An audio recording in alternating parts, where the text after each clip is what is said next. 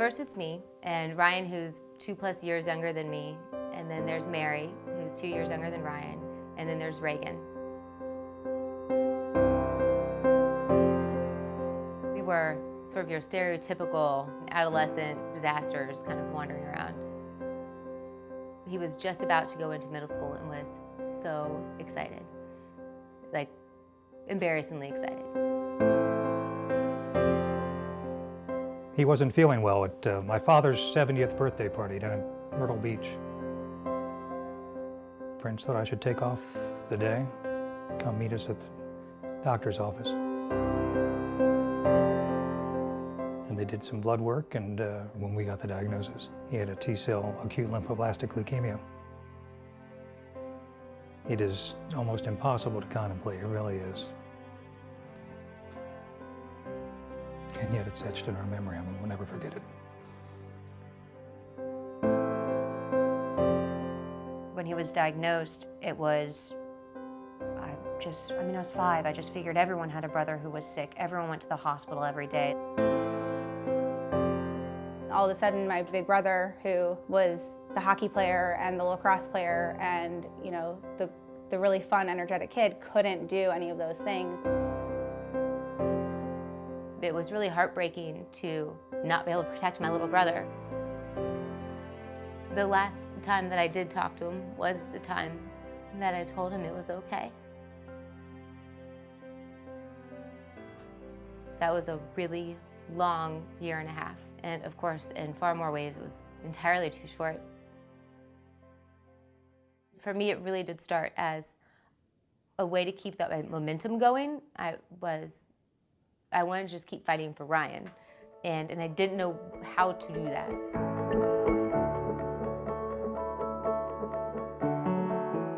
The very first Light the Night walk was actually on Ryan's birthday. Super casual. I think we're gonna go on this walk, maybe we'll get some people together. The reaction was amazing.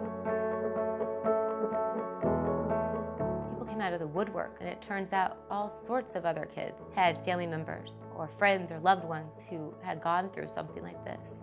There are people who needed us to fight for them today and tomorrow and the next day. And all of a sudden, a lot of what was really dark about our situation got filled up with a whole lot of other purpose. What Sarah passed down to me, I wanted to make it grow. I wanted to make it bigger. I wanted to see if we could make as much of an impact as possible. We decided that we should create the Young Hearts Foundation. We had things set in stone every year that we did, and people looked forward to them, and like the community was excited about it. We turned Young Hearts into a club at the school. Anyone who needs anything, whether it's LLS related or cancer related or any problem that anyone brings to us, no problem too small, no problem too big. It's a family thing. It is everybody.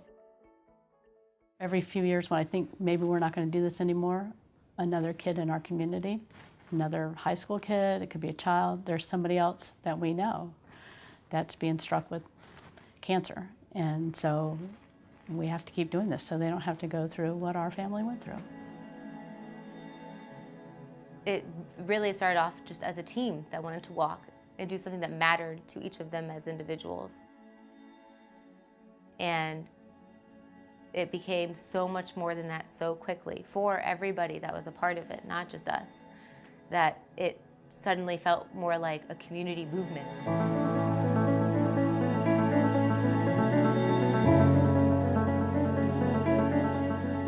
Absolutely nobody should have to know what it feels like to lose a sibling or lose a child or lose a friend.